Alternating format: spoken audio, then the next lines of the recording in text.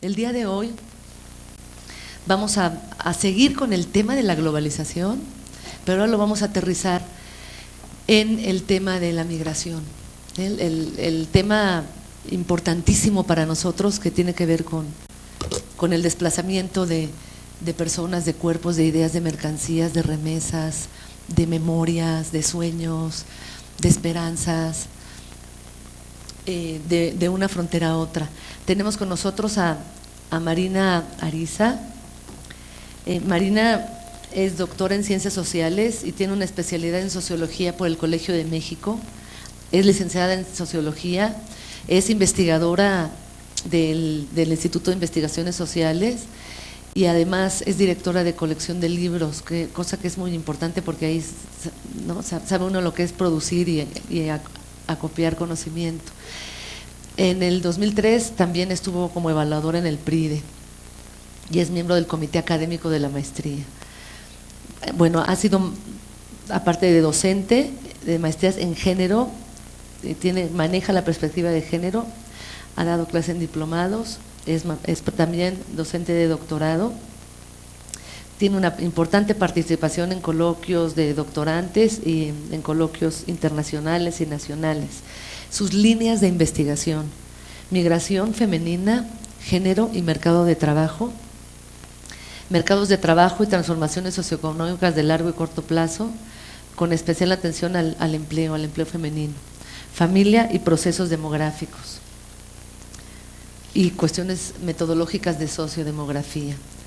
Tiene 2 libros, muchos artículos en revistas y muchos capítulos en libros. Los libros son Obreras, Sirvientas y Prostitutas, globalización, familia y mercados de trabajo en República Dominicana, presencia masculina en los servicios personales, migración, familia y transnacionalidad en el contexto de la globalización. Sí, no te preocupes. Son los artículos. Son artículos, sí.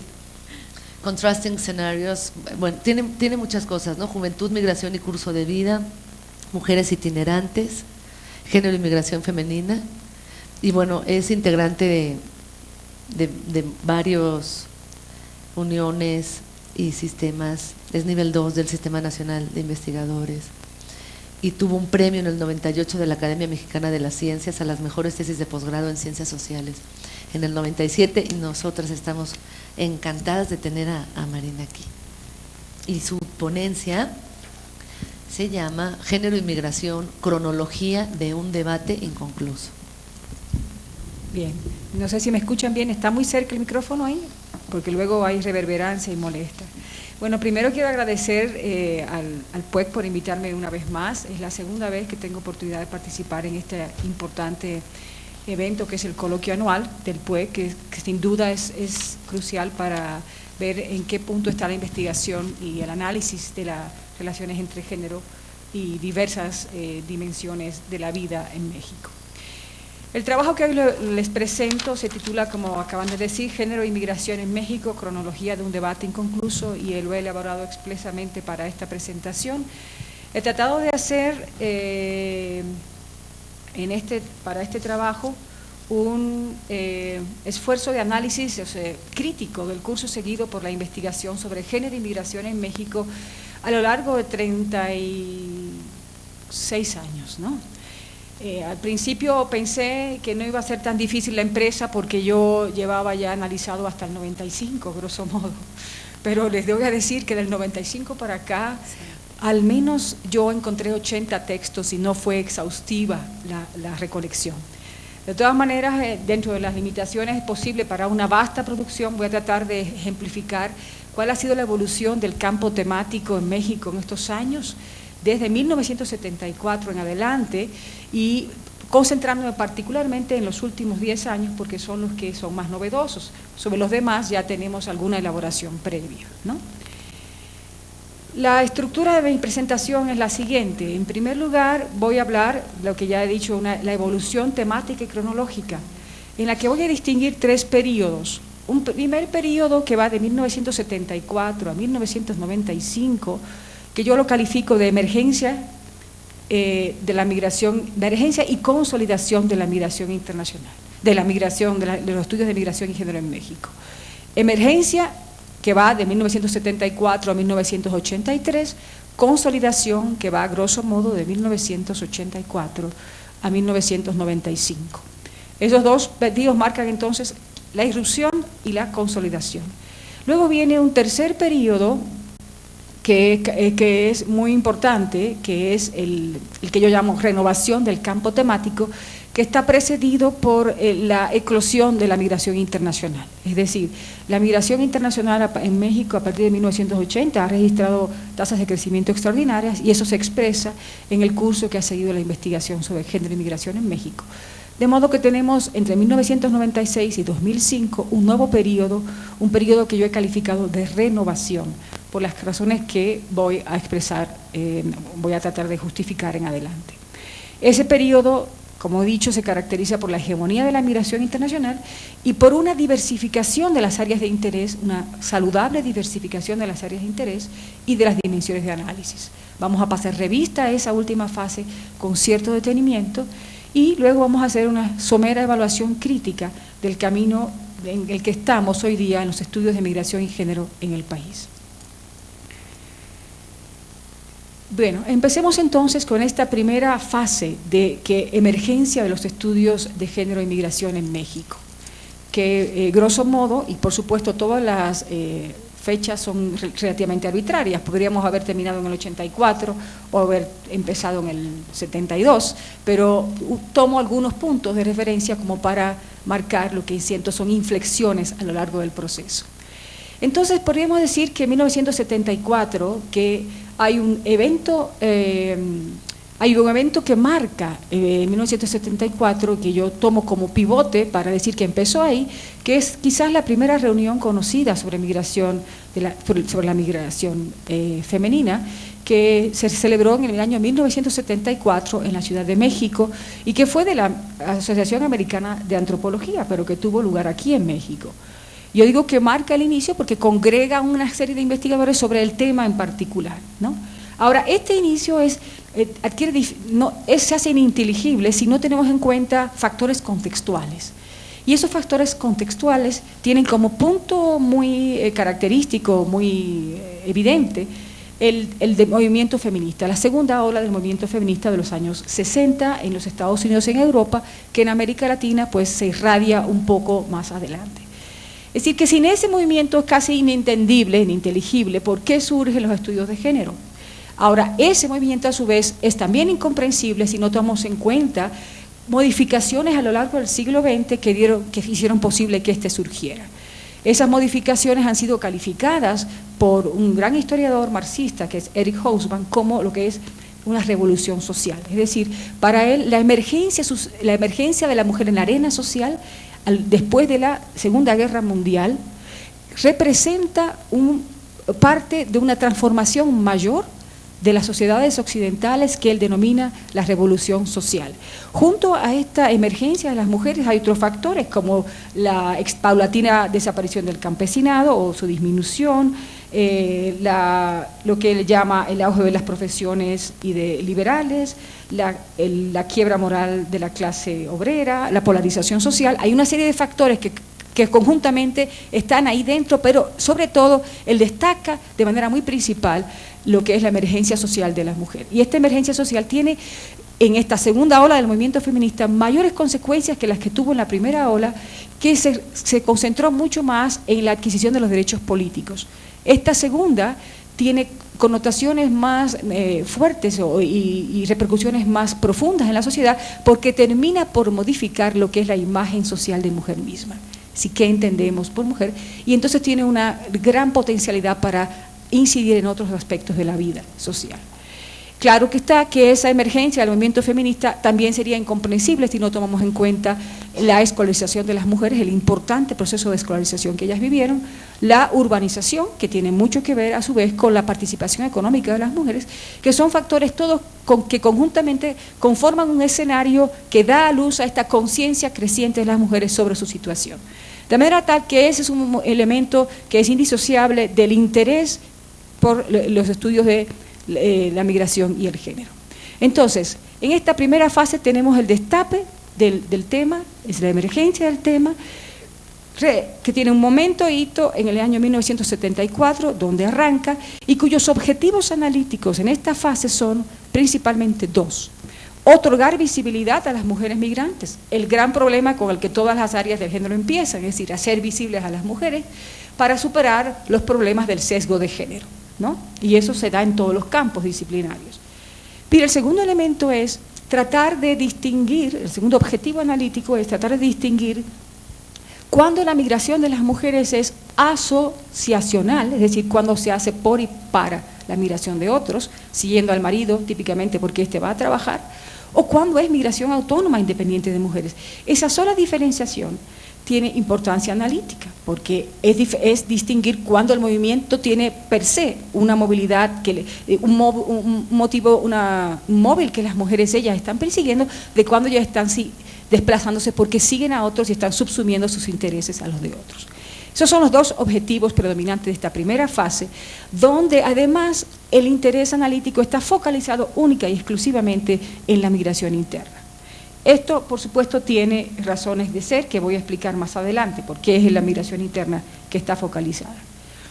Entonces, en esta fase también tenemos algunas líneas de investigación que son las características. Una de ellas es los efectos de la penetración capitalista en las unidades económicas campesinas. Y ahí están los famosos trabajos y numerosos trabajos de Lourdes Arizpe, que en este periodo podríamos decir que es Lourdes Arizpe y alguien más, porque prácticamente todo lo que se produce en esta fase lo hace ella. Otra línea de análisis es cuál es la funcionalidad de la migración para la reproducción de las unidades domésticas campesinas. Recordarán el famoso artículo de Lourdes Arizpe de la migración por relevos, donde ella decía, bueno, se turnan los miembros de la unidad doméstica para irse a la ciudad y generar un ingreso con el cual la unidad doméstica vive. Entonces, la migración está en función de la reproducción de la unidad doméstica y como está construida con una división, a través de la división sexual del trabajo, ahí se decidirá quién, si es una mujer o es el hombre el que se va. Ahí están los trabajos de ella sobre las migrantes indígenas a la Ciudad de México. Pero este es el esquema analítico. ¿Cuál es la funcionalidad de la migración para la reproducción de las unidades económicas campesinas? ¿Cómo se genera una sobrepoblación relativa? Ahí está un trabajo de Kate Young, que incluyo aquí, aunque ella no es de la producción estrictamente mexicana, pero es sobre México, donde cómo se genera una sobrepoblación de mujeres que van entonces a las ciudades a trabajar como empleadas domésticas. Esa será parte de la preocupación. Fíjense ustedes ya en esta, nada más enumerando las líneas, ustedes pueden inferir cuál es el esquema analítico que está detrás, cuál es el paradigma teórico que está detrás. Otra línea de análisis es el capitalismo y la conformación de mercados de trabajo urbanos femeninos. Y ahí tenemos un trabajo de Gloria Leff, que fue también pionero en su tiempo, donde ella expresa cómo se conforman mercados de trabajo para las mujeres en las localidades urbanas, cómo se genera una demanda de fuerza de trabajo femenina. Entonces el acento aquí está más en la demanda y en el otro punto de vista en la oferta, que por supuesto son procesos interrelacionados. Entonces, son las dos líneas de análisis principales en este periodo. ¿Y qué pasó? Se saltó, me salté yo, perdone, le di al revés a esta cosa. Le di a la tecla que no era. Sí, voy a salirme mejor y voy a entrar otra vez, porque es que le di y se fue hasta la última. Aquí, vamos a ver. Estaba yo acá. Ajá. Acá. Ahora, ¿cuál es el marco teórico entonces? Ya hemos visto un poco que está detrás de estas reflexiones. Bueno, la gente se posiciona en el paradigma histórico estructural, en el marxismo para razonar, y la preocupación de fondo son las relaciones entre el desarrollo económico y la condición de la mujer. ¿Cuáles son los efectos diferenciales del desarrollo económico sobre la condición de la mujer? Gran parte de la discusión tiene como punto de diálogo, como contrapunto, vamos a decir, el trabajo de Esther Boserup, que fue un parteaguas. Fue el trabajo que ustedes todos habrán escuchado, Women's Role in Economic Development, donde ella dice, un momento, no es cierto que el desarrollo produce el bienestar de las mujeres.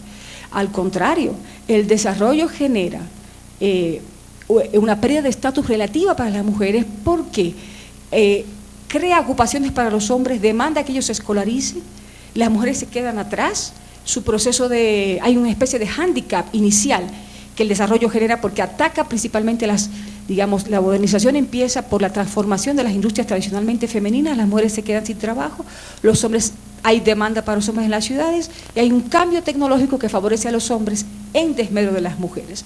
Ese libro fue clásico y fue el primer mentiz a la teoría de la modernización, que era una teoría que preconizaba el feliz desarrollo de las mujeres conforme la modernización. Conforme las mujeres transitaran del campo a la ciudad y adquirieran el etos modernos, los valores modernos, ellas serían, bueno, pues personas plenas, sujetos plenos, estarían liberadas de las ataduras de una fecundidad incontrolada, como era la fecundidad del medio rural, por ejemplo.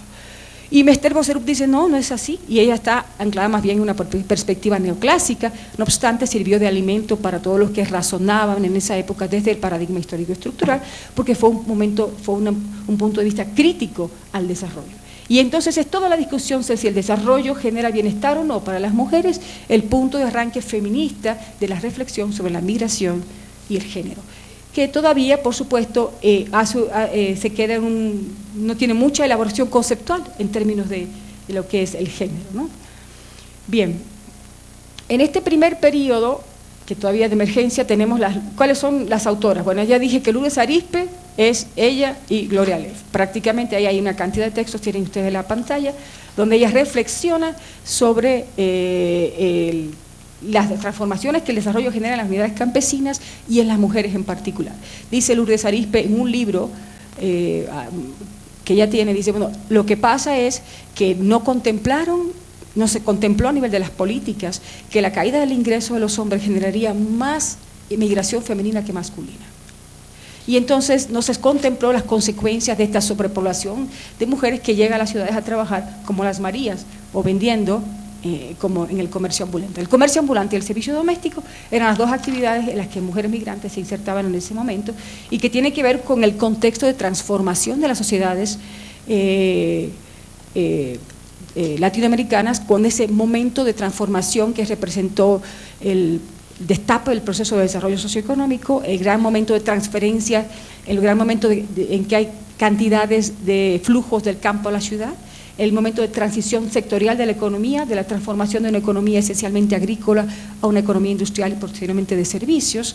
Ese tránsito genera enormes movimientos de población, son los grandes momentos de las migraciones campo-ciudad, y es cuando además se da característicamente en América Latina una mayor selectividad femenina de la migración urbana, es decir, que entran más mujeres a las ciudades que hombres como migrantes. Ese hecho es el hecho que explica por qué explica por qué las investigaciones se centran o están dominadas por esta preocupación. Se centran en la migración interna porque la migración interna está siendo expresión de un cambio mayor de la sociedad, un cambio que es la transformación sectorial de la economía hacia una sociedad industrial y de servicios predominantemente, donde los procesos socioeconómicos, por la mediación de género y una serie de factores, expulsan más mujeres que hombres, y estas llenan las ciudades a trabajar como empleadas domésticas, y además hay una clase media que está creciendo y está demandando estos servicios. Entonces, todo el interés analítico está centrado en la migración interna y en estos procesos de transformación más grandes que generan de manera nunca suficientemente explicada una mayor expulsión de mujeres que de hombres. Ahora bien, vamos a la segunda fase del proceso, de este proceso de descripción de la relación entre migración y género en México. La segunda fase yo la sitúo en 1984 y la termino arbitrariamente en 1995. Y aquí los objetivos analíticos son un poquito más amplios. Ahora la preocupación es cuál es la especificidad de los desplazamientos femeninos, cuál es su heterogeneidad. Ya no se trata de decir, ojo, las mujeres son también migrantes, sino las mujeres se desplazan en una diversidad de movimientos. No hay solamente uno, hay una heterogeneidad de desplazamientos femeninos que hay que documentar. Y aquí también surgen las primeras preocupaciones conceptuales sobre qué es la relación migración-mujer, mujer-migración, cómo dotarla de sentido conceptual, cómo aprenderla conceptualmente. O sea que tenemos desarrollos empíricos por un lado y desarrollos teóricos por el otro, que sirven al objetivo de complejizar las unidades de análisis y explicar la diversidad, también la complejidad de los desplazamientos espaciales. Aquí seguimos todavía anclados en la migración interna como el foco principal de análisis de la investigación entre género y migración, y las líneas de investigación se preocupan, como ya dije, por la formulación de hipótesis. Aquí la preocupación conceptual conduce a la formulación de hipótesis sobre la migración femenina, que las formula una vez más Lourdes Arizpe. Hay también una diversidad de estudios empíricos, entre ellos se encuentra los trabajos de Olenida de Oliveira, que se encuentra aquí entre nosotros, sobre un trabajo que también fue pionero en su momento, que fue un estudio comparativo a las distintas zonas a 3 ciudades de inmigración de las mujeres, ¿no? Y otros estudios como el de Carrillo y Hernández en la frontera, como ustedes ven, ya vamos, el trabajo de Orlandina era Tabasco, no recuerdo a cuáles otras más, pero eran 3 ciudades, Carrillo, Hernández en la frontera, Corona y Rodríguez, etcétera. Entonces, ahí tratando de documentar hasta dónde y cómo van las mujeres. No se trata solo de un desplazamiento campo-ciudad, sino es una heterogeneidad de situaciones, ¿verdad? Y hay también otra línea de investigación que es muy fuerte en este periodo, es la de las estrategias de reproducción de los migrantes campesinos en los centros urbanos.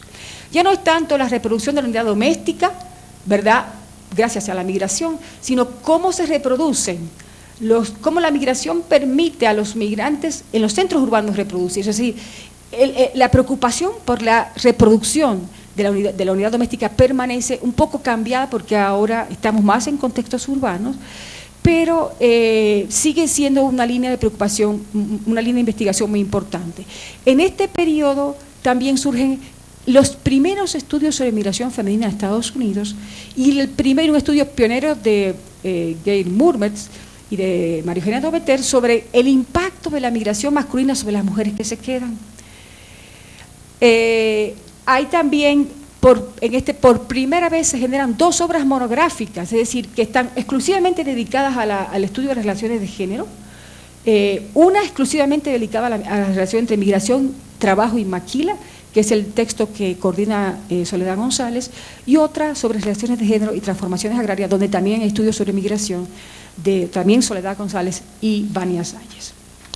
Entonces son, como ustedes ven, el tener ya 2 obras monográficas implica una especie de maduración del campo, por eso lo llamo de consolidación, donde se ha ido multiplicando los estudios empíricos, se ha ido trabajando en las reflexiones teóricas y ya tenemos una especie de momentum dentro del proceso de investigación. ¿Y cuál es el marco de referencia analítico que está detrás de estas reflexiones? Bueno, ustedes lo pudieron inferir a partir de los mismos títulos de las líneas que yo les señalé. Sigue siendo el paradigma estructural el predominante, ¿verdad? Y sigue siendo la perspectiva de la unidad doméstica. Aquí surge que se veía desde el punto de vista de la reproducción de las unidades campesinas, pero ahora se ve desde el punto de vista de la sobrevivencia de los sectores populares urbanos. Es una línea que tiene en América Latina una raíz muy importante en los estudios de Duque y Pastrana sobre cómo sobrevivían las unidades económicas marginales. A pesar de que América Latina estaba creciendo, había cinturones de miseria alrededor de todas las ciudades. Entonces, ojo, aquí no se produce ningún desarrollo en el sentido de que los grupos no se integran socialmente, no hay una movilidad social ascendente, puesto que las ciudades estaban llenas de favelas, ¿verdad? Entonces surge en ese contexto la crítica al paradigma del desarrollo, diciendo, un momento, los pobres sobreviven, pero sobreviven por ellos mismos, porque ellos tienen estrategias para sobrevivir, y son estrategias de sobrevivencia. Luego se califican diferentes y se dicen estrategias de vida, porque no todo es me estoy muriendo y salgo a flote, pero sí tiene esa connotación de que es el esfuerzo de las unidades y no es la estructura social la que les permite, no son más bien en la lucha de la unidad doméstica por sobrevivir. Pero en los estudios de migración también hay un asidero para la focalización en la unidad doméstica, que viene por el lado de la crítica al paradigma estructural y a la crítica al individualismo metodológico, es decir, ni estudiar la migración solo por las macroestructuras, ni estudiarla solo por la acción individual y racional, sino hay una instancia mediadora que es la unidad doméstica que pondera y evalúa cuándo y cómo migrar.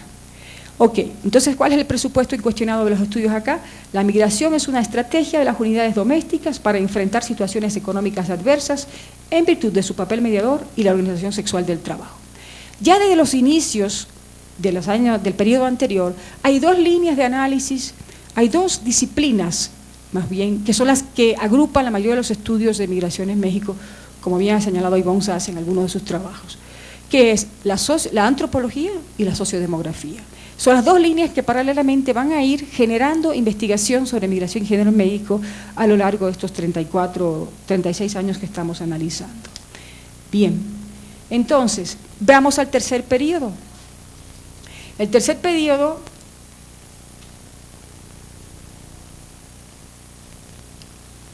arranca en el año 1996 y termina en el año 2005 hasta donde pudimos recoger, ¿verdad? Yo les ruego que el que tenga algo por ahí que no esté aquí, bueno, no pueden ver la bibliografía, pero si alguien considera que tiene algo que se ha generado y yo no lo puedo tener, le agradecería que me lo pasara. Entonces, este periodo lo califico así: irrupción de la migración internacional y renovación del campo temático. ¿Por qué?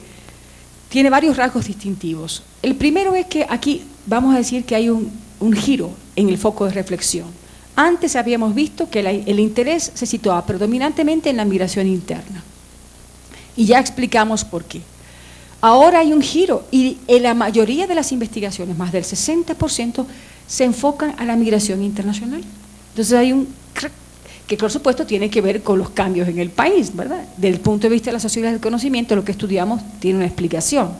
Si antes era el proceso de cambio sectorial de la economía, las grandes transferencias rural-urbanas que conformaron las grandes metrópolis de nuestro país, ¿verdad?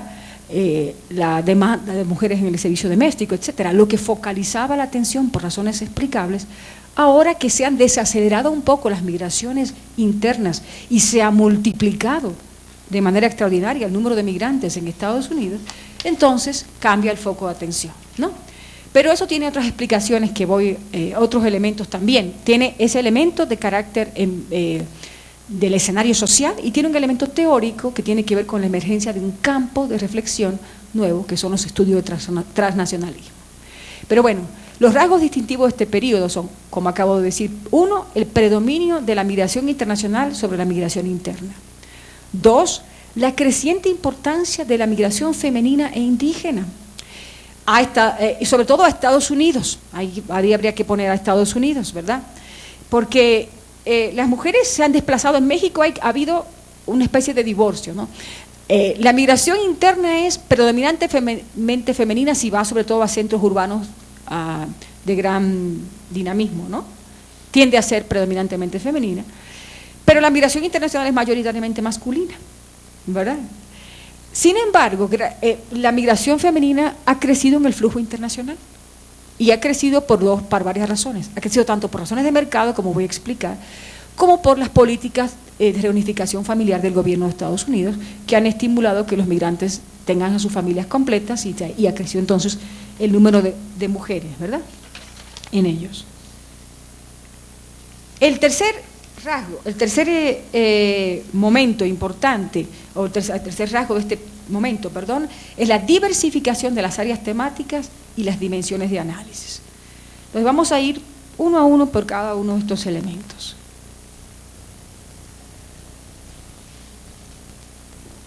¿Qué factores explican entonces la hegemonía de la migración internacional en los temas, en la relación, en análisis de migración y género? Bueno, lo que acabo de decir, los cambios en el patrón migratorio hacia una mayor presencia de mujeres y sobre todo la enorme cantidad de mexicanos que hoy van a Estados Unidos. Es decir, entre el año 1990 y el 2005 pasó de 5 a 10 millones lo que se consideran los mexicanos residentes en Estados Unidos. Es una cosa extraordinaria. Según cifras del CONAPO, 400.000 mexicanos salen todos los años a Estados Unidos, ¿no? Y claro, ahí siempre hay el problema de que nunca es acucioso el dato, pero bueno, nos da un orden de magnitud. Entonces, los cambios en el patrón migratorio son de por sí, ¿verdad?, importantes. Y el otro factor, como decía, es la emergencia del nuevo enfoque teórico, el transnacionalismo. Pero vamos siguiendo por partes, como dice Fernando Cortés, ¿no? Entonces, el aumento extraordinario de la migración a Estados Unidos, la diversificación de los puntos de origen y de destino de los migrantes. Ese es un punto muy interesante. La migración a Estados Unidos cada vez sale de más localidades del país, como vamos a ver ahora en unos mapas que les traje, y cada vez se irradia a más lugares en Estados Unidos. Entonces el fenómeno ha adquirido en México proporciones nacionales. Si no era ya solamente la región histórica de la migración, el occidente de México, sino que ahora han surgido otros, se han multiplicado a tal punto que Jorge Durán y Douglas Massey, que son los estudiosos de este tema, dicen que el hecho de que la región centro se haya incorporado, ¿verdad? Ahora vamos a ver, el hecho de que la región centro se haya incorporado a los desplazamientos y que también la región sureste, bueno, ahí se ve claramente, ¿verdad? Esta es la región histórica de la migración, ¿verdad? Estos mapas son de Durán y Massey, ¿eh? Esta es la región histórica. Ellos construyen las regiones en base a la migración, no son regionalizaciones de CONAPO ni nada más, ¿no? ¿Verdad? Esta es la región centro y esta es la región sureste. Ellos dicen, en los estudios de Massey y Durán dicen, en 1980 se incorpora esta región y en 1990 se incorpora esta región. Entonces, el hecho de que esas dos se hayan incorporado quiere decir que el fenómeno ya se hizo de proporciones nacionales, ¿no? Entonces, eso es un rasgo muy importante. Se ha diversificado los puntos de expulsión, como decía, pero también los puntos de atracción. Es decir, los migrantes antes se concentraban en Estados Unidos en esta zona, pero ahora hay crecientemente migrantes en la costa este de Estados Unidos, desde Nueva York hasta Florida.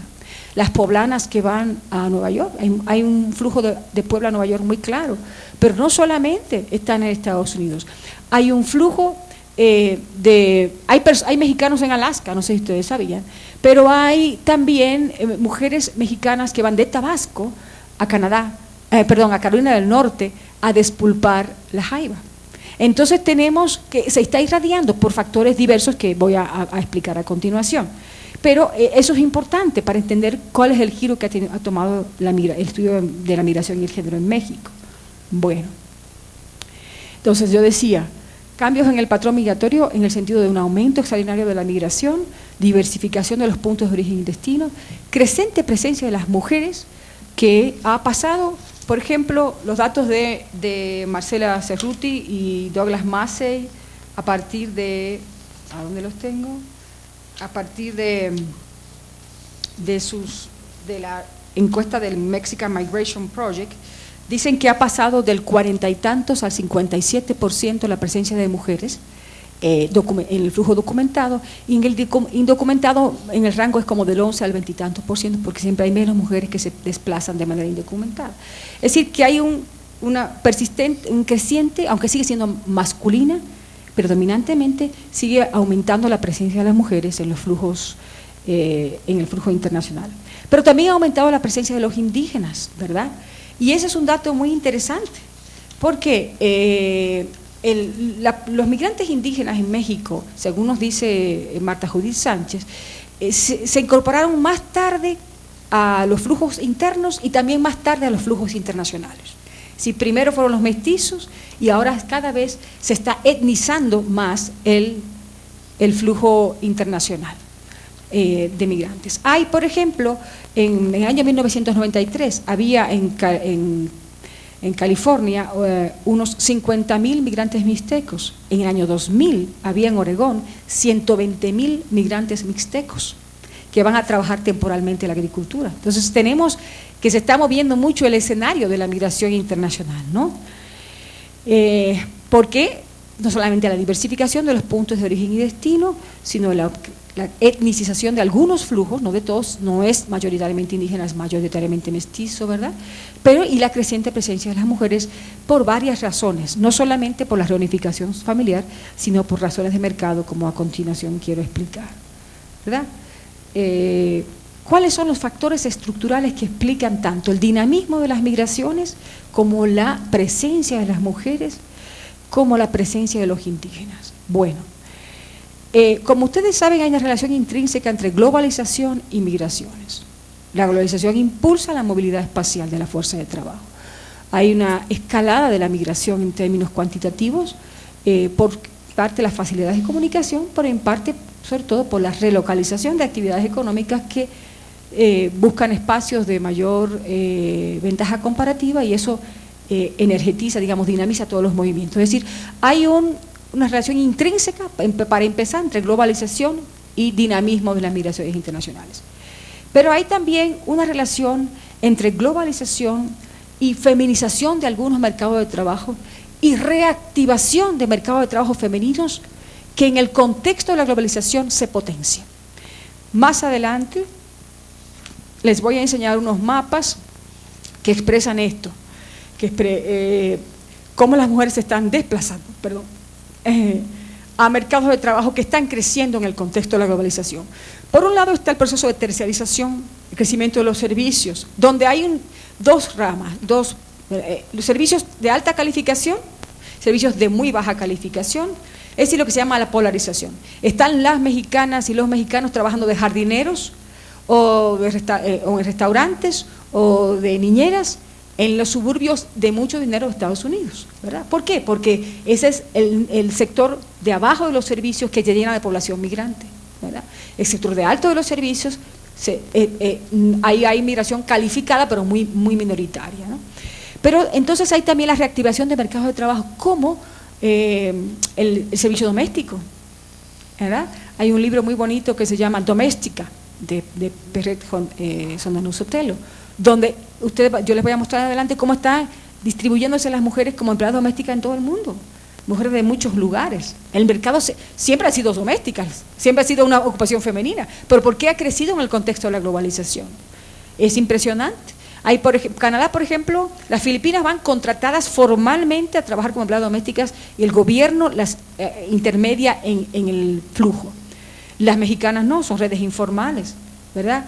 Y así, Canadá tiene una cuota para empleadas domésticas anual, que ya las trae a Canadá, entonces es otro mercado formalizado. Pero también hay una relación intrínseca entre globalización y agricultura de exportación. Es decir, ¿dónde van los indígenas? Los indígenas van a cultivos de exportación que demandan mano de obra muy barata, de muy baja calificación y que tiene una alta rotación. Y aquí está sucediendo, en el contexto de la globalización, la competitividad obliga a bajar mucho los precios, ¿verdad? Entonces vamos a traer mano de obra que es más barata. ¿Qué dice Lynn Steffen? Está teniendo lugar un ciclo de sustitución étnica por el cual los cultivos que eran trabajados antes por los mexicanos mestizos, ahora siendo trabajados por los indígenas. ¿Por qué? Porque son más baratos. Es decir, hay un ciclo que se llama de sustitución étnica en la agricultura de exportación de Estados Unidos, sobre todo de California, ¿no? Y de esa zona.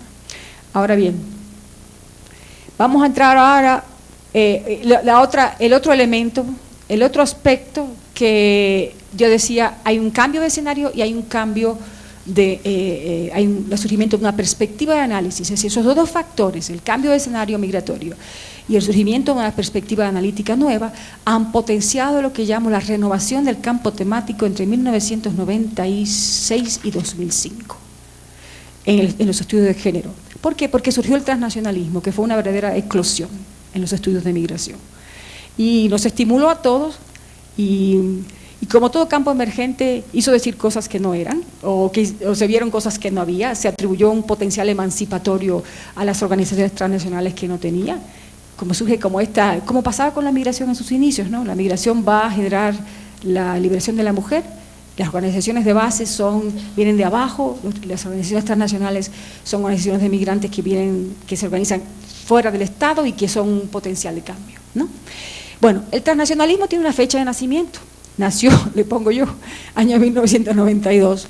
¿Por qué? Porque ahí salió a la luz pública el libro de Glick, Bash y Blanc-Saston, no sé cómo se dirá, Towards a Transnational Perspective of Migration, que es el punto, es digamos, un nuevo parteaguas. Todo el mundo comenzó a citar este libro. Lo interesante es que este libro nació de una reunión académica, como muchas, por ejemplo, como las que están teniendo hoy en día lugar aquí en el PUEC. Y fundamentalmente de antropólogos. Y esos antropólogos se dieron cuenta que sus anteojeras analíticas ya no eran buenas para estudiar la migración, ya no estaban dando, o sea que la realidad desbordaba lo que las perspectivas de análisis estaban diciendo o podían decir. Entonces se propusieron generar un nuevo enfoque y así, por eso lo dice el libro, dice hacia un análisis transnacional de la migración, ¿no? Y bueno, decían, es que ya no podemos hablar de espacios separados de origen y destino, ¿no?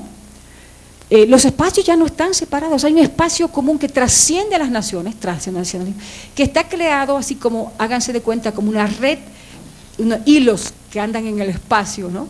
Que unen a los que se quedan y a los que se van en un espacio social. O sea, si antes había origen y antes había destino, ahora no. Háganse de cuenta que hay una malla que los une en un espacio intangible que trasciende las naciones y que es un espacio conformado por las redes de relaciones sociales que los migrantes conforman, que hay una fluidez de intercambios simbólicos y materiales entre esa red y que hace posible que los que están allá vivan acá y simultáneamente los que están aquí vivan allá. Es decir, esa especie de ubicuidad, ¿no? Es lo que quiere denominar un nuevo espacio social, por eso se llama transnacional, ¿no? Y se plantea como una nueva perspectiva analítica. Y hay una cosa muy interesante que va a ser, digamos, muy fértil para los estudios de género. Y es que tiene una orientación metodológica distinta, como ustedes ven en la diapositiva. 1, se sitúa a un nivel meso de análisis. 2, rescata los aspectos no económicos de la acción social. 3, se centra principalmente en las redes, las familias, las comunidades, antes que en las estructuras, ¿verdad? Antes, ¿verdad?, que en la parte más, ni tampoco en el individuo particularmente, es una instancia intermedia, como digo. 4, otorga prioridad a la agencia social, y esto es sumamente importante, y tiene que ver mucho con el cambio que está habiendo en las ciencias sociales paralelamente, por supuesto, que están abandonando la perspectiva histórico-estructural hacia una orientación más flexible de análisis, ¿no?, más situada en la agencia social. Y por último, otro rasgo central de afinidad de la orientación metodológica del transnacionalismo, que tiene mucha afinidad con los estudios de género, es que hay una idea central de una relación asimétrica que atraviesa el proceso. Se recupera la idea de asimetría, de desigualdad social. ¿De qué manera? Dicen, bueno, las organizaciones transnacionales son una respuesta de los migrantes desde sus localidades, desde sus comunidades, para suplir necesidades que el Estado no provee en sus lugares de origen, y para nuclearse y agruparse en las sociedades de destino y tener una manera de defenderse. Entonces es una respuesta de base, de abajo, y que está haciendo un juego con el Estado en las comunidades de origen, ¿verdad? Y también en las comunidades expulsadas, donde se convierte en un agente que es tomado en cuenta porque se institucionaliza, se forma un grupo que es la organización social. Pongamos un ejemplo. La organización de Zacatecanos, ya ustedes saben que dialoga con el Estado de tú a tú, y hay ya diputados que no viven en Zacatecas, pero que son diputados, ¿verdad?, transnacionales, ahora sí, ¿verdad? ¿Y qué hace? Comenzaron a generar dinero, a ir a las comunidades y decir, vamos a hacer la calle, vamos a pavimentar, vamos a poner la escuela. De repente el Estado los tomó en cuenta, y al tomarlos en cuenta, ¿verdad?, se convirtieron en un agente social, con voz y con, ¿no?, etcétera. Entonces, para ponerse un ejemplo de, bueno, sí, hay una idea de asimetría, porque viene desde abajo y está contra el poder, vamos a decir, o sea, es un interlocutor frente al Estado, y hay una idea de asimetría. Eso resultó muy fértil desde el punto de vista analítico. Bien, y en esta renovación del campo temático, que ya grosso modo he dado algunas ideas, ¿no?, vamos a ver cómo se renueva realmente y cómo se diversifican las áreas de interés en el estudio de la migración y el género en México. Ahí vamos. Bueno, en este cuadro ustedes tienen lo que es la relación temática de la producción académica mexicana. Ese es el criterio para el cuadro, que sea producción académica mexicana. Es tan vasto lo que se escribe que es imposible analizar lo que se hace en Estados Unidos, que además tiene otro espacio académico, institucional, y otra, sería, creo que, imposible mezclar las dos cosas, aunque también es un poco artificial separarlos.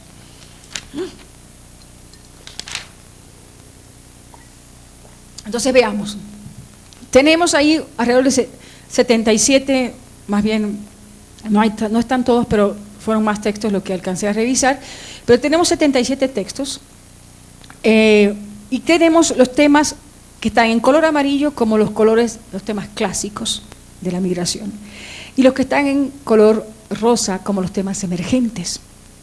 Y ahí podemos ver claramente ya que incluso en los temas clásicos hay líneas nuevas de investigación. Yo voy a entrar en casi todos ellos ahora en detalle, ¿sí? Pero tenemos como clásico el tema de la familia, la unidad doméstica, la reproducción social, ¿verdad? Son los que ya vimos en las dos primeras etapas. Pero ahora surge la maternidad y la paternidad transnacional, ¿no? Ahora yo voy a ir cada uno de ellos, ¿no? Etcétera.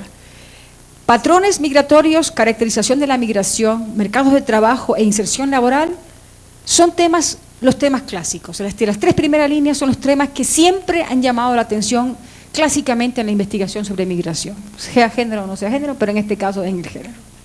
Como ustedes ven, los numeritos, pues todavía sigue concitando mucha atención, porque estamos hablando de 1996 a 2005. Si ustedes se fijan, hay bastante ya, en esas 4 o 3 renglones primeros hay bastante de la producción. No obstante, hay temas absolutamente nuevos. Y como ustedes ven, el rosa domina hacia abajo, de manera que son los temas emergentes. Vamos a tratar de ir por cada uno de ellos. En la última columna, he tratado de destacar cuál es la perspectiva predominante en cada uno de ellos, ¿no? Predominante, sí. No quiere decir que no haya otros estudios, pero siguen habiendo la antropología, la sociodemografía, la sociología, pero hay que decir que en el último periodo la antropología se ha revitalizado más, o sea, ha generado una multiplicidad. Tiene que ver con ya los factores que expliqué y tiene que ver con que el transnacionalismo nació desde la antropología y esta orientación metodológica es muy propiamente antropológica. Entonces vamos por la primera de ellas, no las voy a revisar todas, pero las más importantes. ¿Cuáles son los temas clásicos y cuáles son los temas emergentes en la línea de familia, unidad doméstica y reproducción social? Bueno, clásicos. Seguimos analizando las unidades domésticas, las estrategias de sobrevivencia, la migración como estrategia familiar de reproducción social, la migración y la división sexual del trabajo. Pero ahora el giro, hay un cambio en la orientación analítica, o vamos en la actitud. Ya no se trata de ver la reproducción, sino de ver la conflictividad. Y eso, por supuesto, tiene que ver con la evolución de los estudios de género. Antes que buscar cómo la familia, comunidad orquestada y cómo la unidad doméstica, comunidad cohesionada, producía una acción concertada para lograr su reproducción, esquematizando, ¿no?, que era la visión de la unidad de la reproducción social y la unidad doméstica. Ahora lo que vemos es cuál es la conflictividad interna que la migración desata, ¿no? ¿Cuáles son los procesos de negociación que hay detrás? ¿Sí se ve bien o no se ve bien? Entonces vamos a cambiar la letra, el fondo y todo para que se vea. Y no, un momentito, ¿sí? Voy a cambiar el fondo, yo creo que es lo más rápido. Blanco es muy feo, Felipe. No sé cómo batallé con esto ayer y antes de ayer para ver color mejor. Blanco no, voy a poner este clarito nomás. A ver. Aplicar a todo.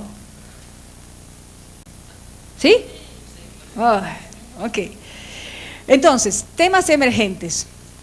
Ya no, como decía, ya no el acento no está puesto en cómo se reproduce, sino cuál es la conflictividad. Fíjense, es un giro, ¿no?, en la mirada analítica.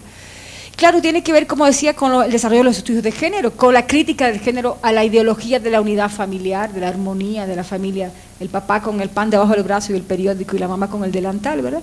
Tiene que ver con esa crítica a la ideologización del mundo familiar que ha despertado la sensibilidad en los estudios de género y decir, no, un momentito, aquí vamos a ver dónde está la conflictividad. Entonces, el acento está puesto en esos aspectos, por ejemplo, como un tema emergente que ha estudiado mucho María Dobeter, que tiene muchísimos trabajos, es la conyugalidad a distancia. ¿Cómo se alteran las relaciones conyugales con la distancia? Y cómo las mujeres negocian para ir hasta allá, no se quieren quedar, ¿no? Nada de que están resignadas atrás acá esperando muy abnegadamente. No, ellas quieren ir allá, ¿no? Y cómo logran negociar con las redes en sus redes de parentesco y cómo negociar con el marido para llegar hasta allá, ¿no? Otro tema emergente es la parentalidad transnacional, un tema muy bonito que lo ha definido Gail Murmer de la siguiente manera, que es cuando las esferas de la producción y la reproducción están dispersas a través de fronteras nacionales, ¿no? Es decir, la reproducción y la producción, el dinero se genera allá, la vida se reproduce acá, o viceversa, ¿no? Cómo se asignan las familias y los afectos se distribuyen. Hay nociones nuevas acá, como la noción de trabajo de parentesco, que no está en México todavía muy en boga, pero ya se está usando un poquito. Todo el trabajo que hay que hacer para mantener esas redes unidas, es decir, toda la familia se dispersa y hay que mantenerla, hay que mantener, ¿no?, los afectos y mandar el encarguito y el regalito para el cumpleaños, todo eso es un trabajo, ¿no?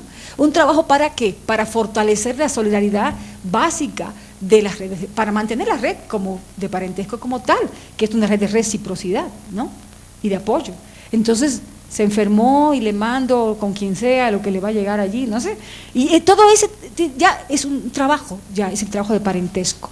La parentalidad y la maternidad transnacional, donde es interesante, por ejemplo, que ha documentado tanto Gail Murmer como María Noveter, que hay cambios en la noción de paternidad, en el sentido de que ya los hijos no se conforman con el padre cheque. Es la crítica al padre cheque. Es decir, ahora hay un reclamo de mayor dedicación afectiva y emocional. Ya no basta con ser el proveedor, ahora hay un reclamo de las nuevas generaciones de que hay que estar y estar presente. Y eso lo constatan ellas en el caso de los migrantes, y podríamos ver por fuera de los migrantes qué pasa, porque hay cambios, ¿no?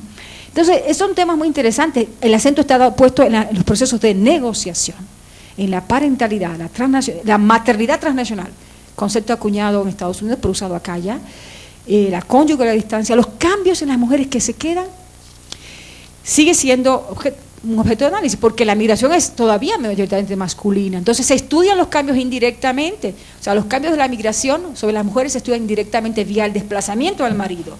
Y antes el acento estaba puesto en el empoderamiento, es decir, se van a empoderar porque van a adquirir funciones públicas que antes no tenían, y entonces eso les va a dar una mayor, ¿verdad?, presencia social, etcétera. Ahora no solamente se enfatizan esas posibilidades, que sí las hay en algunos casos, sino que se documentan casos de aumento de la subordinación o casos, por ejemplo, de feminización de la pobreza. ¿Por qué? La remesa no llega con regularidad y la mujer tiene que resolver los problemas. Entonces no mitifiquemos a las remesas como una cosa romántica.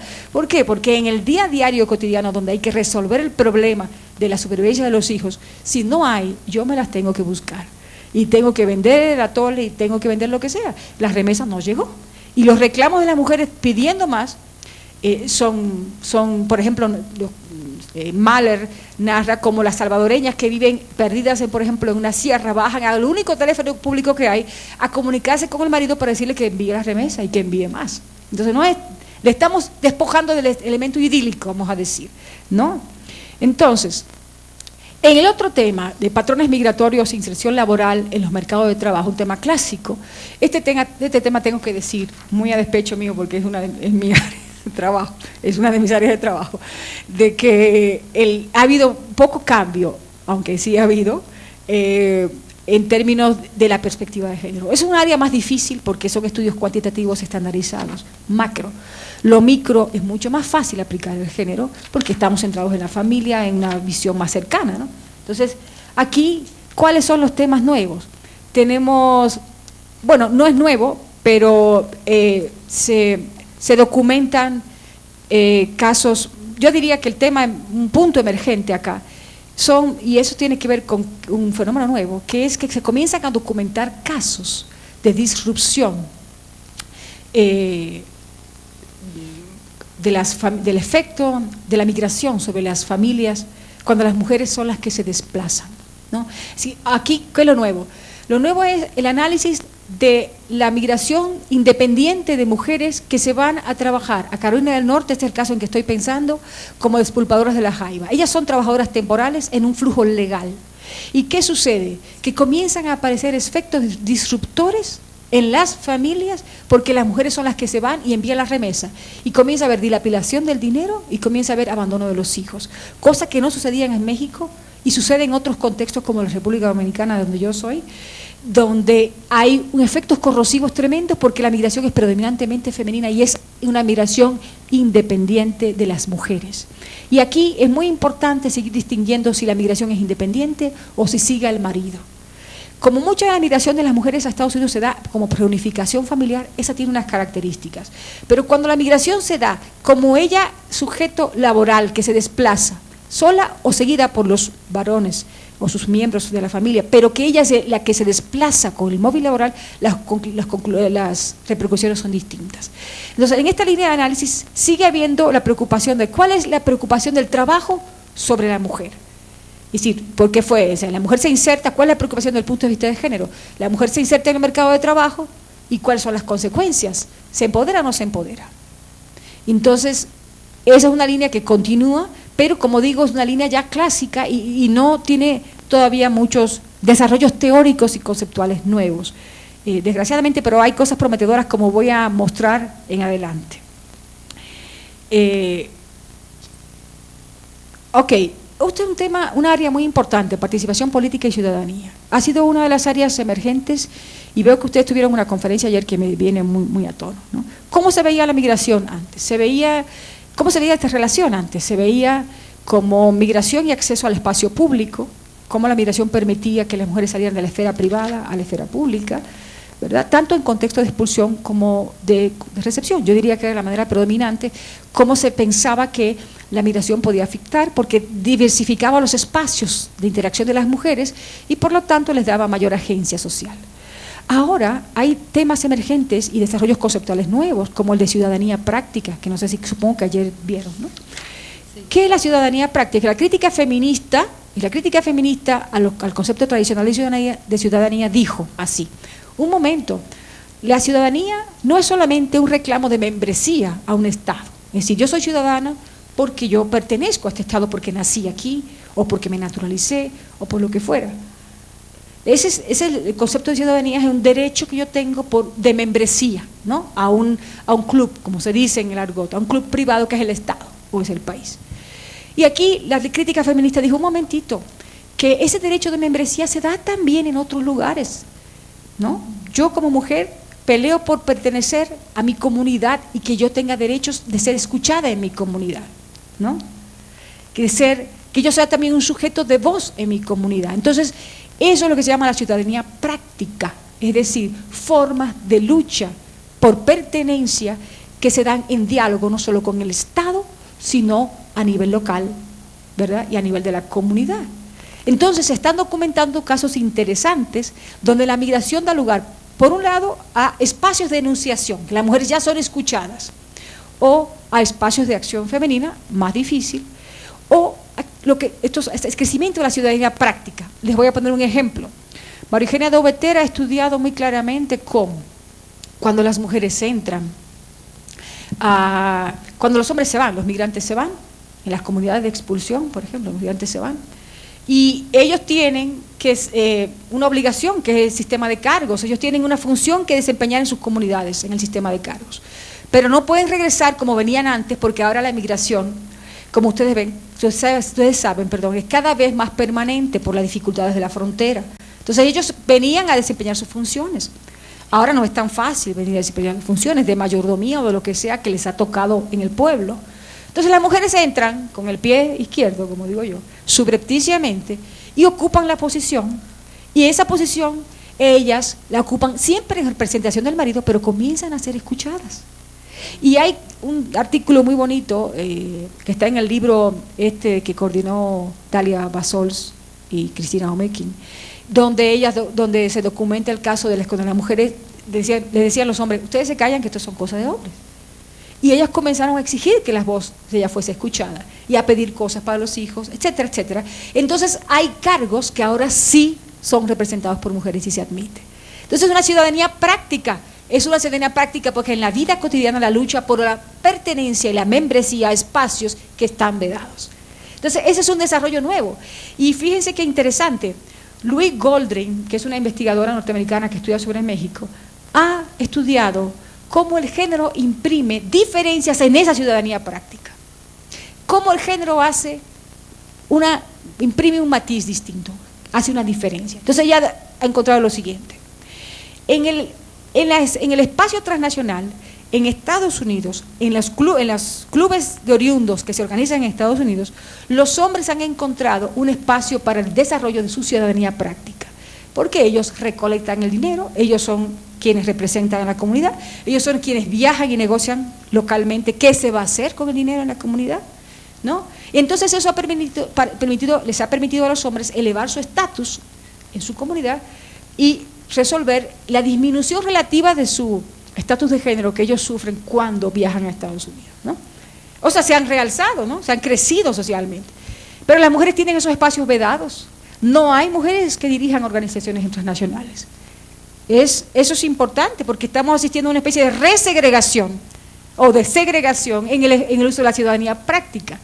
Los hombres crecen en las organizaciones transnacionales, pero las mujeres no. Sin embargo, las mujeres sí crecen en Estados Unidos en una dimensión de la ciudadanía práctica, que es aquella dimensión en la que ellas utilizan los recursos que el Estado da, que el Estado norteamericano da, para apoyo a la escolaridad, para apoyo a las mujeres que están solas, para enfrentar el alcoholismo, para enfrentar la violencia doméstica, de manera que ellas crean un vínculo con el Estado y una agencia social desarrollada que es el ejercicio de una ciudadanía práctica de carácter social, social en términos de derecho a la escuela, derecho al apoyo si hay violencia doméstica, ¿no? Derecho a sacar a un hombre abusador, y ahí se documentan casos de las mujeres llegaron a ese punto, de manera que la ciudadanía social de las mujeres crece en Estados Unidos porque el Estado, hay una relación particular con el Estado, mientras que la ciudadanía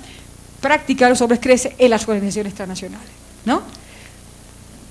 Me parece sumamente interesante, es una complejización del concepto y que nos permite ver cómo el género sigue mediando en la agencia social que hombres y mujeres pueden desarrollar en contextos transnacionales, en este caso en la sociedad de destino. Ahora, una esfera de extraordinario crecimiento en esta época y muy sugestiva y muy estimulante es la esfera de la subjetividad y las representaciones. Como ustedes saben, eso tiene que ver con cambios en las ciencias sociales, ¿no? Porque por un lado hubo en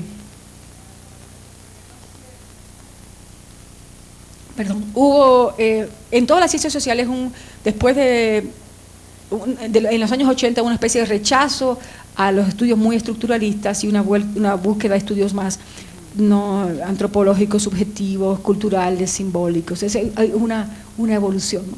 También tiene que ver con la presencia fuerte de la antropología en esta beta, ¿no?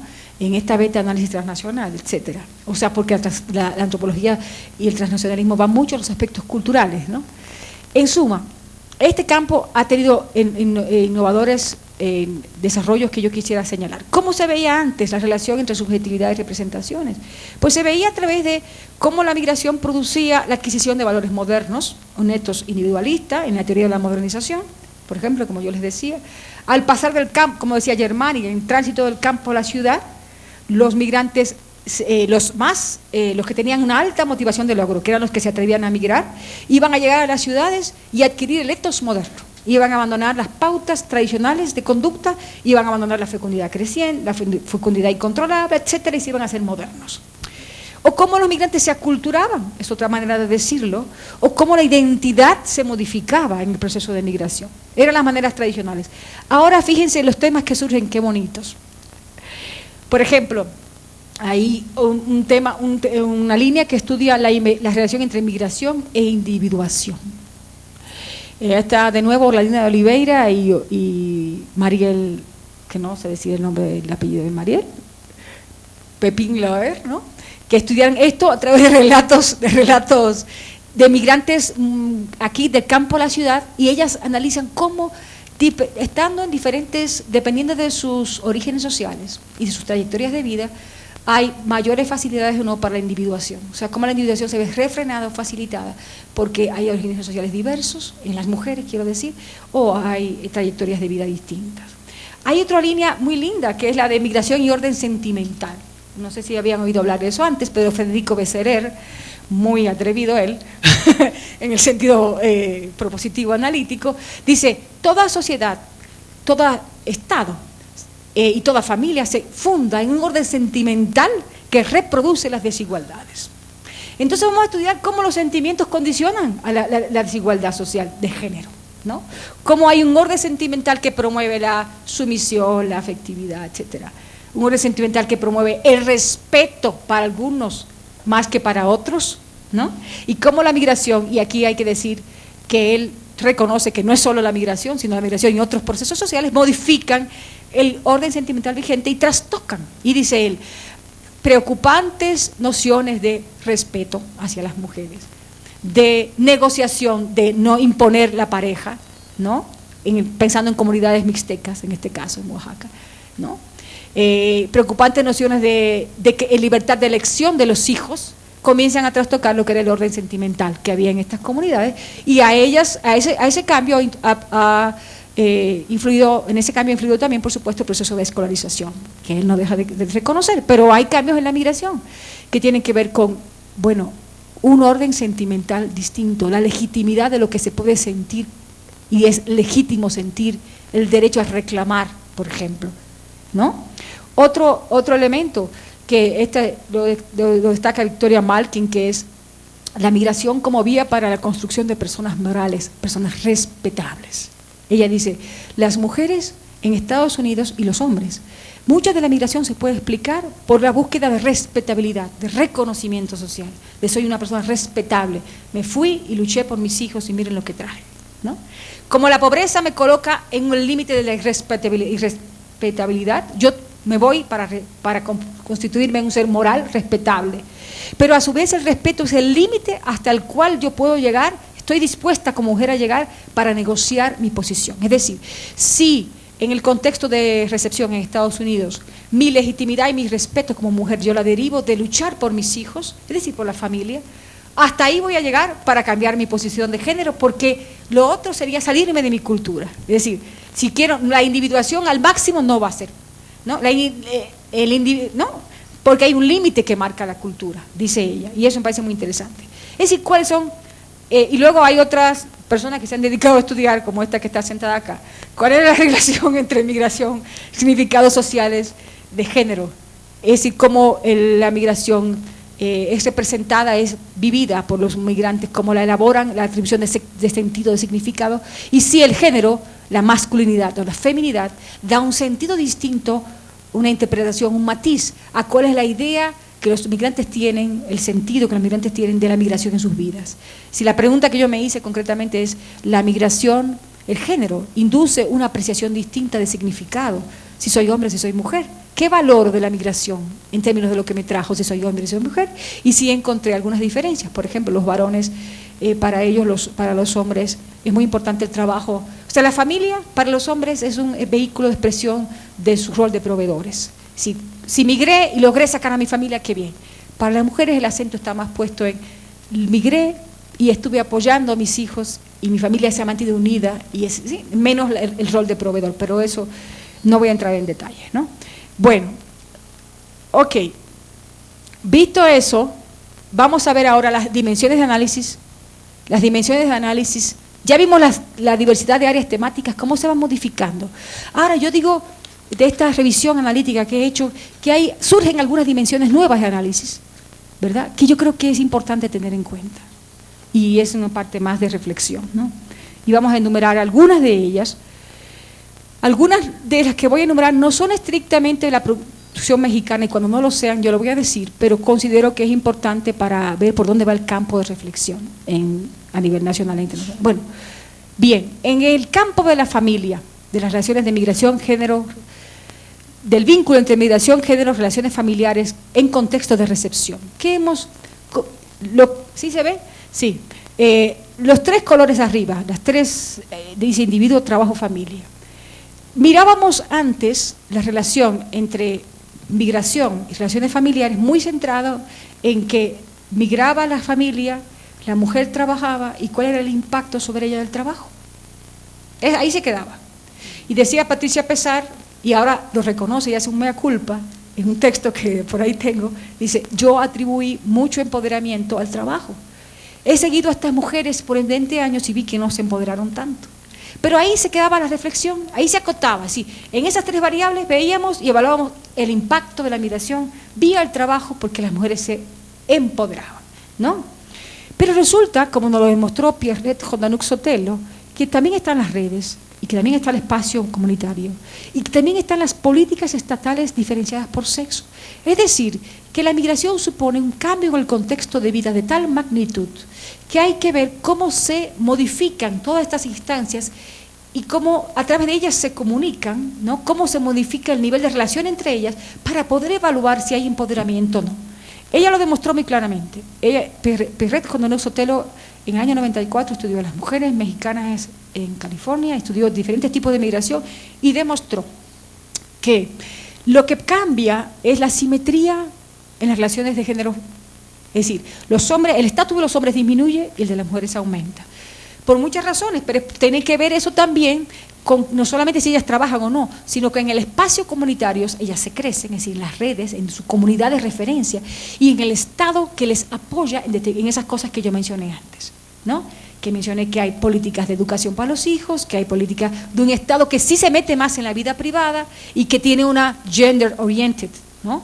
Vamos a decir, de esa manera, política en algunos sectores. Entonces eso hace que hay un desbalance entre los hombres pierden un poco estatus porque ellos ya no tienen los cuates para irse a tomar, ya no tienen que estar escondidos, no pueden realzar su masculinidad de tal forma. Ellas tienen un entorno que modifica, pero lo que se modifica son todas estas esferas simultáneamente. Entonces el foco de reflexión hay que ampliarlo. Esa es mi percepción. Hay que ampliarlo a encontrar, a meter esas otras dimensiones, que es muy complejo, porque no tenemos todos formación para estudiar todas estas cosas al mismo tiempo, pero al menos entender que hay una interrelación entre estas diferentes dimensiones, que la migración propone un cambio en el entorno de vida. Sigo. Entonces, ¿cómo? Ay, aquí se ve mal. Otras dimensiones de análisis, aquí sí lo voy a tener que subir el colorcito, ¿no? Porque, bueno, sí se ve, aquí dice dimensiones de análisis, ahí voy a decir, aquí dice dimensiones de análisis, sí se ve, migración, género en contexto de expulsión. Aquí hay dos dimensiones que han surgido con mucha fuerza en los análisis que se ha hecho en México sobre las relaciones entre migración y género. Uno es la importancia de la comunidad. Claro, estas dimensiones las relevan el análisis antropológico local, pero según afirma Marta Judith Sánchez, la comunidad incluso regula quién sale y cuándo sale. Claro, no es que le da la orden, pero ¿qué pasa en las comunidades de expulsión, verdad? Una persona es ciudadana en las comunidades indígenas, por ejemplo, y cuando se casa, es ciudadano en el sentido de que tiene derecho, y para casarse tiene que tener dinero. Entonces lo que hace es que migra. El ciclo de vida marca cuando tú te tienes que casar, pero no tienes dinero, entonces te vas a buscar dinero para casarte. Te casas y después te vas a buscar dinero para pagar la boda, según lo narra en algunos casos. Lo que quiero decir con esto es que la comunidad señala pautas que hay que cumplir. Hay que casarse, hay que tener los sistemas, hay que desempeñar funciones de cargo, de cuidar la mayordomía o lo que fuera, y eso tiene un momento en el ciclo de vida. Entonces, la interrelación entre una cosa y la otra explicaría cuándo se dan algunos desplazamientos y cuándo no se dan otros, ¿no? No sé si me explico, ¿sí? Es decir, la comunidad pauta la vida de las personas a través de marcar actividades que tienen un momento en que deben ocurrir, ¿no? Las normativiza, y ahí entra la migración como un elemento para resolver esto, ¿no? Pero la otra dimensión es el sistema de cargos.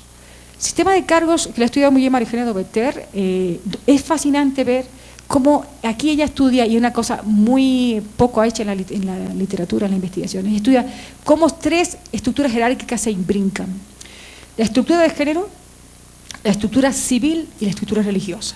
Las tres marcan jerarquías de quién hace qué cosa y cómo las hace. Cuando los hombres se van, se trastoca el equilibrio entre las tres. Las mujeres comienzan a desempeñar funciones y a salir más de lo que tenían que salir. Funciones religiosas y funciones civiles que ellos desempeñaban los hombres. Entonces ella estudia cómo esas se superponen las tres, pero lo que hace es y analiza cómo se reestructura la inequidad, se reestructura, se mueven las fronteras, porque las mujeres todavía tienen algunos cargos que nunca van a desempeñar, ¿no? Que son exclusivamente para los hombres y que son los de más prestigio, pero ellas han ido entrando. Entonces, cómo se redefinen las cosas, y en uno de sus relatos ella muestra cómo los viejos se molestan porque las mujeres están haciendo cosas que nunca debieron haber hecho. Funciones por ejemplo, ahora se da que hay funciones de vigilancia para cuando hay una actividad del pueblo. Hay quien vigila, ¿no? Ahora las mujeres vigilan y vigilan con un garrote para darle un tablazo al que primero que se pase, ¿no? Porque ella no tiene. Entonces, esas funciones de vigilancia eran de los hombres, las están haciendo las mujeres, ¿no? Entonces, y así, y salen, pero eso sí, salen en la foto, por ejemplo, cuando se hizo la iglesia, y están los que contribuyeron a hacer la iglesia, salen en la foto, ellas, pero ellas haciendo el papel en lugar de sus hombres, siempre en representación de los hombres, lo que quiere decir que la frontera de rol de género permanece, pero se modifica, se reestructura. Entonces, por lo tanto, el sistema de cargo ha resultado una dimensión heurística muy importante para entender cómo se entrelazan diferentes jerarquías. Y aquí, de nuevo, lo interesante de los estudios antropológicos. Los estudios antropológicos permiten, como lo demostró, como Bourdieu ya nos hizo ver, claro, al centrarse en unidades, en estructuras simples, donde el parentesco es muy importante, se puede ver con más claridad cómo el género funciona. Es decir, de ahí que por eso es tan fértil la perspectiva de género en la antropología, porque no vamos a sociedades simples, donde como las comunidades indígenas, donde todas las funciones civiles y religiosas se desempeñan en el pueblo y se reciclan en el pueblo y hay un sistema, está organizado cómo se distribuyen, pero está el parentesco de manera central, entonces se ve claramente ahí. O sea, como un laboratorio perfecto. Es mucho más difícil en una sociedad compleja. Por eso Bourdieu, con su enorme capacidad de penetración analítica, cuando fue a estudiar en su libro La dominación masculina, cuando fue a analizar la dominación masculina, ¿qué hizo? Pues muy inteligentemente se fue a Cabilia, a analizar la sociedad de Cabilia, y dice, me voy a ver la sociedad de Cabilia, porque la violencia simbólica que existe en mi sociedad me impide desnaturalizar, me impide historizar lo que está naturalizado. Es decir, me explico, es decir, la división sexual del trabajo ha sido desnaturalizada, naturalizada, deshistorizada, ¿no? Es eterna, ha sido así siempre, los hombres y las mujeres siempre han hecho las funciones que han hecho, y eso porque la naturaleza lo ha dicho, porque la mujer pare y el hombre trabaja, ¿no? O sea, la división sexual del trabajo ha perdido sus elementos situacional histórico. Entonces Bourdieu dice, hizo eso, se fue a una sociedad sencilla, antropológicamente hablando, es decir, se fue a una sociedad exótica, salvaje, y ahí estudió en detalle y pudo tener elementos para decodificar en la suya cómo se le hacía tan natural lo que realmente no era natural. No sé si me expliqué. Entonces, si el gran Bourdieu hizo eso, ¿qué nos queda al resto de los mortales, verdad? Entonces, a ver, ahora quiero entrar a una dimensión. 5 minutos. Para dejar espacio para preguntar. Sí, ya casi. Lo que pasa es que empezamos como 10 y 20, yo tenía programadito. Ok, nada más voy a decir, ya casi voy a terminar, quedan poquitas láminas. Sí, 5 minutos. Ok. Miren, este es un concepto muy bueno, muy interesante, que ya les dije que en migración, en mercados de trabajo y demás, no ha habido una evolución, el género ha sido menos, se ha desarrollado menos hasta cierto punto en la relación entre migración y mercados de trabajo, y hay un concepto que me interesa rescatar, que es el de contrageografías de la globalización. Es un concepto de Sassen Saskia, donde ella explica cómo hay, o sea, aquí está pensando a nivel macro, que es la dificultad, ¿no? Hay circuitos de sobrevivencia, es la contracara de la globalización. La globalización no suena a modernidad, no suena a flujo de capital, no suena a crecimiento. La contrageografía de la globalización son los circuitos de sobrevivencia que están en los intersticios de la globalización y que constituyen un medio de vida, un negocio y una forma de acceso a moneda extranjera. ¿Y cuáles son esos circuitos de sobrevivencia? No se ve muy bien ahí, pero es la prostitución, es el tráfico de mujeres y de niños y es la migración laboral. Es la contracara. Entonces, lo propongo aquí porque es una veta de reflexión para entender la relación entre globalización y género a nivel macro y que nos permitiría conceptuar mejor la relación entre migración y mercado de trabajo. Y aquí les quiero mostrar los mapitas otros que les traje. Si yo les hablaba de que, los voy a pasar un poquito rápido porque me dijeron 5 minutos. Yo les hablaba... ¿No sabes qué? No hacemos preguntas. No, imposible, hija. Después que yo he hablado tanto y la gente se va cansada, mira. Tú acaba, tranquila. Ya voy. Vamos a ver estos circuitos de sobrevivencia. Decía tráfico de mujeres, decía prostitución. Bueno, aquí les traigo unos mapas que muestran los flujos migratorios de mujeres al servicio doméstico a escala mundial. Aquí la línea, no hay solamente una línea negra, gruesa, después va a aparecer una línea punteada. La línea negra es el servicio doméstico, la línea punteada es la prostitución, el tráfico sexual. Ven ustedes de las Filipinas, las indonesas, las de Sri Lanka, de la India, todas van a Kuwait y Arabia Saudita, los dos puntos de atracción. Pero es un mercado a nivel internacional de grandes proporciones, ¿no? Entonces aquí está la relación que yo señalaba de globalización y feminización, reactivación de ciertos mercados de trabajo. Veamos esto, por ejemplo, esas mismas mujeres no solamente van, como decía aquí, van a Arabia Saudita y a Kuwait, ¿no? Pero aquí esas mismas mujeres van a Europa, a Italia, a España, a Grecia, pero fíjense que hay una línea punteada y esas son las que van al trabajo sexual. Es decir, son los dos mercados que están demandando, hay más, pero son dos mercados a escala mundial. Hay también las africanas que van tanto como empleadas domésticas como trabajadoras sexuales, que van a Grecia, de Albania a Grecia, de Somalia a Grecia, de Etiopía a Italia, de Nigeria a Italia, de Marruecos a España, de Marruecos a Italia, etcétera, ¿no? Es todo un mercado. Y las mexicanas, centroamericanas, que aquí dice que van solamente a Norteamérica y a Canadá, pero yo les puedo decir que las caribeñas van a Europa también como prostitutas, entonces, y como trabajadoras domésticas. Bueno, ok, me salto este concepto y vamos a la parte crítica. ¿Cuáles son los aspectos positivos de esta evaluación, de este largo recorrido que les he mostrado? Yo creo que uno de ellos, aparte de todo lo que he mencionado, porque la propia diversificación temática es un espacio, es un hecho positivo, ¿no? El propio giro. Uno es que ya no creemos más el cuento de que la migración produce emancipación. Eso ya se abandonó. Y eso me parece muy positivo. ¿Sí se ve la lámina o la oscurezco un poquito ahora? Ok, la voy a oscurecer. Eso es un segundito nomás. Formato, fondo.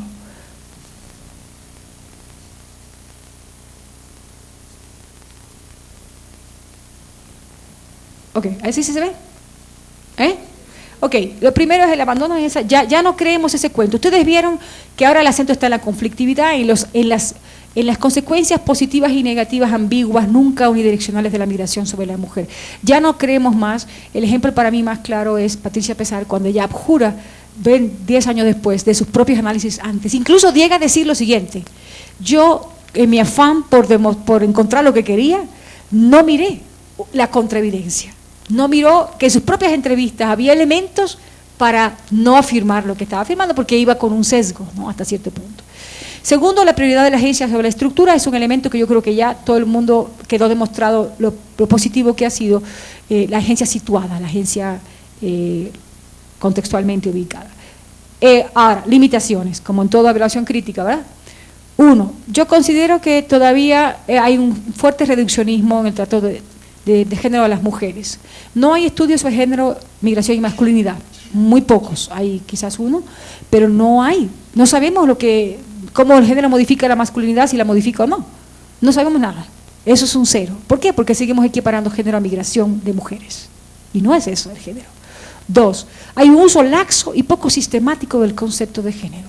Claro que eso tiene que ver con la propia teoría de género, que tiene diferentes vertientes, pero hay un uso laxo, no sabemos. Para una persona el género es mediación, para otras personas el género es una estratificación, para otras personas el género es un atributo, para otros, etcétera, y así puedo seguir nombrando, ¿no?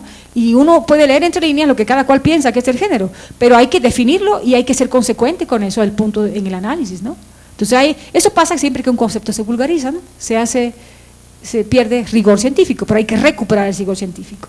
3, me sorprende muchísimo, hay una enorme imprecisión y vaguedad en la noción de redes.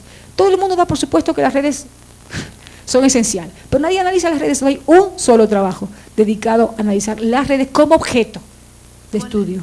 No hay uno.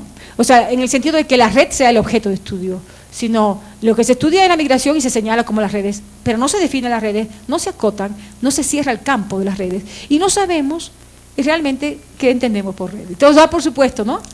Y esto es sorprendente, que no haya un estudio para estudiar las redes en particular, migratorias, ¿no? O por lo menos en la revisión que yo encontré. Tercero, los estudios antropológicos ya le he echado muchas flores, pero ahora les voy a decir lo negativo, ¿no?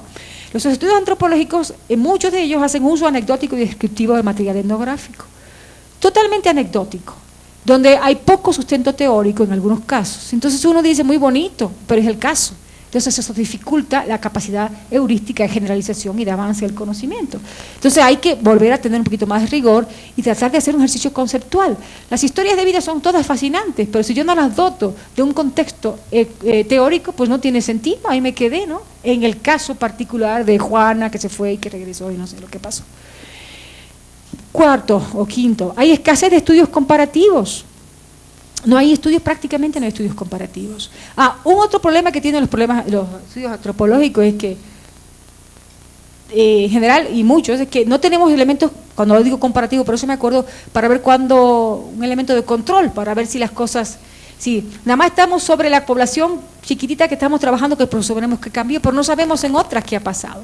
Se necesita hacer estudios comparativos para darle validez a nuestro caso, ¿sí? Es lo que quiero decir. En el caso de los estudios de migración y mercado de trabajo y demás, es sorprendente que no se haya medido la migración, la desigualdad de las mujeres migrantes en el mercado de trabajo, medido, contabilizado, es decir, si segregadas están, cuánta discriminación salarial hay. Eso sorprende, ¿no? Y no hay prácticamente, hay muy pocos estudios, cité el de María Eugenia Noveter, que entrelazan diferentes ejes de inequidad, y eso es muy importante porque los desarrollos de la teoría de género han, como ustedes saben, desembocado en el hecho de que hay que acotar el género. ¿Hasta dónde llega el género? El género no es omnisciente, el género no está estos dos. O sea, el género tiene un límite de acción que hay que acotarlo, decir, bueno, hasta aquí llega, aquí entra la clase, o más bien, ¿cómo interactúa el género con otros ejes de inequidad? Y eso es todo lo que yo tenía que decirles. Excelente.